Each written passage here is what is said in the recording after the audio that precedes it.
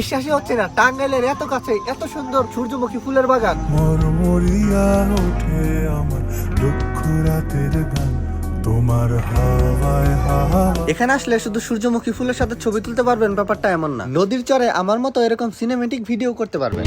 आके सेहरा पे जमे या कफे कातिल पे जमे फके इंसाफ पे या আসলে টাঙ্গাইল শহর থেকে এই সূর্যমুখী ফুলের বাগান খুব একটা কাছে না, ভালোই দূরে। প্রথমে আমরা টাঙ্গাইলের মান্নার বাসা থেকে বাগিল রোডে চলে আসলাম এবং কালীবাড়ি মোড়ের এখানে দাঁড়িয়ে একজনকে জিজ্ঞেস করলাম কাজী বাজার কিভাবে যাব। এই সূর্যমুখী ফুলের বাগানটা উগরা ইউনিয়নের কাজী বাজার গ্রামে অবস্থিত। গ্রামের এই সুন্দর রাস্তা দিয়ে মাঠ ঘাট পেরিয়ে আমরা ছুটে চলছি সেই সূর্যমুখী ফুলের উদ্দেশ্যে। যাওয়ার সময় আমরা দেখলাম রাস্তার সাইডে ছোট্ট দোকান, ভ্যান গাড়ি, ঘোড়ার গাড়ি এবং কি সুন্দর প্রকৃতি। গাইস, এখন আমরা আছি বেগুনটাল বাজার। আমি জিজ্ঞেস করলাম এই জায়গার নাম বেগুনটাল কেন, এখানে কি প্রচুর বেগুন পাওয়া যায়? আস্তে আস্তে কি অসভ্য পরিবেশের মধ্যে পড়ে গেলাম। কাজী বাজার কোন দিকে? সামনে কাজী বাজার। না কাজী বাজার না, ভুল আছেন আপনারা। তো ঠিক রাস্তা দিয়ে চলে আসলাম কাজী বাজার এবং এখানে একজন চাচাকে জিজ্ঞেস করলাম সূর্যমুখী ফুলের বাগান কোন দিকে। উনি দেখিয়ে দিলেন এবং সামনে দেখি ধলেশ্বরী নদী। নদীর চড়াই মূলত সূর্যমুখী ফুল গাছ লাগানো হয়েছে। এই জায়গার নাম কাজী বাজার। কাজী বাজার এটুকু তো আর বাজার না। বাজারের নাম কি? খালি কাজী বাজার? পুরো এলাকার নামই কাজী বাজার, পুরা গ্রামের নামই কাজী বাজার। কাজী বাজার। এত কথা বলার সময় নেই। আচ্ছা ওকে চলো। ভাই তো একবারে পাকা ড্রাইভার।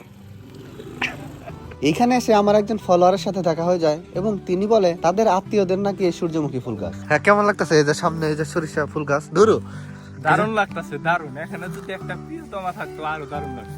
আর প্রিয়তমা ছাড়া তো গতি নাই। তোমার দরকার নাই জীবনে, একা জীবনই সুন্দর জীবন। ছেঁকা খাইছে তো, ছেঁকা খাওয়ার পর মানুষের কত ধরনের কত কথা বের হয়। এখানে শুধু আমরা সূর্যমুখী ফুলের সাথে ছবি তুলবো না, এই চরের মধ্যেও সুন্দর সিনেমেটিক ভিডিও করা যায় সেটাও তোমাদেরকে দেখাবো। ভিডিওটা শেষ পর্যন্ত দেখতে থাকো। ও গাইস, আমি আসলে এই প্রথম এই সূর্যমুখী ফুল গাছের এখানে আসলাম। এর আগে কখনো সূর্যমুখী ফুল গাছে আসা হয় নাই। এক একটা এক এক দিকে এরকম কেন? সূর্যমুখী ফুলের নাম সূর্যমুখী ফুল, কিন্তু এই ফুলগুলো সবসময় সূর্যের বিপরীত দিকে থাকে। সূর্যমুখী সূর্যের দিকে থাকে, কিন্তু আমাদের এই জায়গার যে সূর্যমুখী, হ্যাঁ, এটা গাড়তারা সূর্যের দিকে থাকে না। সূর্যমুখীকে বলা হয় ফুলের রানী, কিন্তু রানী তার রাজার কথা শুনে না। সূর্যমুখী ফুল সবসময় সূর্যের দিকে তাকায়।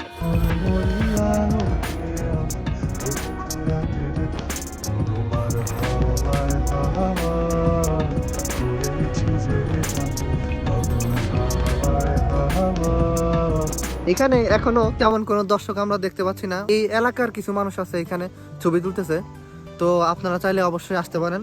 মনে হচ্ছে কিছুদিন পরে ফুলগুলো আরো বাড়বে, কারণ হচ্ছে এখানে অনেকগুলো কলি দেখতে পাচ্ছি, মানে সূর্যমুখী ফুলের কলি, সেগুলো এখনো ফুটেনি, সেগুলো ফুটবে কিছুদিন পরে। এখনো এই যে এগুলো ফুলগুলো এখনো ফুটে নাই, এগুলো ফুটবে এবং ফুটার পরে আই থিঙ্ক 1 সপ্তাহের উপরে থাকে ফুলগুলো। শুধুমাত্র কয়েকটা ছবি তোলার জন্য কত পথ পাড়ি দিয়ে আসলাম। তবে এখানে কিন্তু শুধু ছবি তোলার জন্য আসবেন না, এই নদীর চরের এখানে আপনারা সুন্দর ভিডিও করতে পারবেন, ছবি তুলতে পারবেন। আপনারা আসবেন 1টা-2টার দিকে, কারণ এখানে টাঙ্গাইল শহর থেকে আসতে মোটামুটি আধা ঘন্টার মতো সময় লাগবে। ফুল তুললে কত টাকা জরিমানা? ও আচ্ছা ঠিক আছে, কোনো ভাড়া নাই তো? ও আচ্ছা ঠিক আছে। না, এটা ঠিক কথা বলছেন, আপনার ক্ষেত্রে একটা। আচ্ছা, এখানে এসে ছবি তুলতে কিন্তু কোনো ভাড়া লাগে না। অনেক জায়গায় আছে যে টিকিট কেটে তারপর ঢুকতে হয়, 20 টাকা 50 টাকা টিকিট কেটে, কিন্তু এখানে এসে কোনো ধরনের টিকিট কাটতে হয় না। আপনি ফ্রিতে আনলিমিটেড ছবি তুলতে পারবেন, কিন্তু কোনো ফুল ছেঁড়া যাবে না। যদি আপনি একটা ফুল ছিঁড়েন তাহলে আপনাকে 500 টাকা জরিমানা দিতে হবে। এখানে ক্ষেতের মালিক সবসময় থাকে। আর আমার ভিডিও দেখে যারা আসবেন তারা যদি কোনো ফুল ছিঁড়েন তাহলে কিন্তু আমারও নাকি সেই জরিমানা দিতে হবে। যারা যারা ফুল ছিঁড়বে তাদের জরিমানার একটা অংশ আমার মধ্যে গিয়ে নাকি পড়বে। তো এখানে যে খেতালা আছে, আমরা ক্ষেতের মালিক আছে, ওনার সাথে একটু কথা বলবো, দেখি কি বলেন।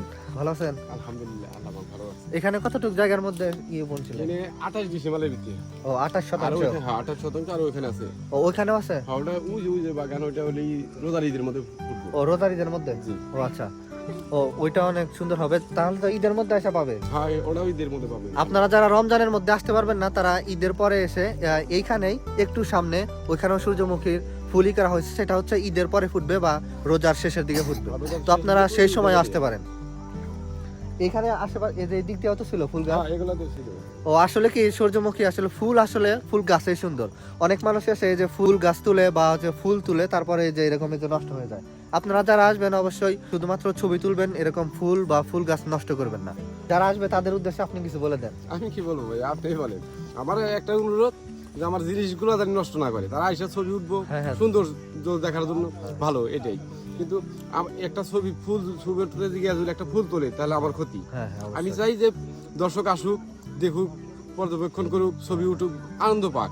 কিন্তু আমার যে ক্ষতি জান তাদের কাছে দৃষ্টি আকর্ষণ করে বলতে চাই, তারা যেন আমার ক্ষতি না করে। ও আচ্ছা আচ্ছা, ঠিক আছে। আপনার কথাগুলো ভালো লাগছে আর আপনার হাসিটা হচ্ছে সবচেয়ে সুন্দর। আমি আপনার সাথে একটা ছবি তুলতে চাই, আপনার সাথে। এই আমার একটা ছবি তুলে দাও তো। এরপর আমরা গেলাম পাশেই যমুনার চরে একটা সুন্দর সিনেমেটিক ভিডিও শুট করতে। खाके सहरा पे जमे या कफे कातिल पे जमे फके इंसाफ पे या पाए सलासिल पे जमे। তো আজকের ভিডিওটা এই পর্যন্ত। ভিডিওটা ভালো লাগলে অবশ্যই লাইক কমেন্ট শেয়ার করবা। দেখা হবে নতুন কোনো ভিডিওতে। সে পর্যন্ত ভালো থাকবা। Chill bro.